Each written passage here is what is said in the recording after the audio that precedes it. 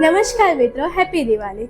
Next step education દ્વારા સંચાલિત અર્ચના વિદ્યા ભવનમાં હું ધોરણ 9માં અભ્યાસ કરતી સંઘવિદ્યા.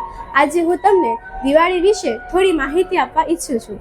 દિવાળી આવી છે, લોકોના ઘરમાં લાઇટો ઝળહળે છે, ફટાકડાઓનો શોર છે, મીઠાઈની સુગંધો હવામાં ફેલાય છે, પરંતુ એ જ હવામાં ક્યાંક ખાલીપણું છે.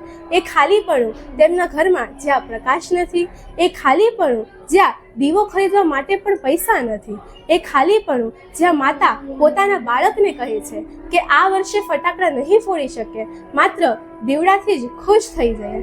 આપણે સૌ દિવાળી ઉજવીએ છીએ, એ યોગ્ય છે, પરંતુ આપણે ગરીબોના જીવનમાં અંધકાર દૂર કરીને પ્રકાશ ફેલાવવો જોઈએ. દિવાળીનો સાચો અર્થ ફક્ત આપણા ઘરમાં પ્રકાશ આવવો નથી, પરંતુ ગરીબોના અંધકારને દૂર કરવું છે.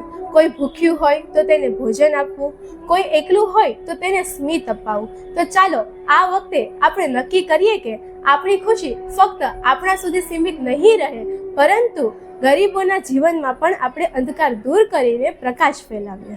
ધન્યવાદ. હેપી દિવાળી.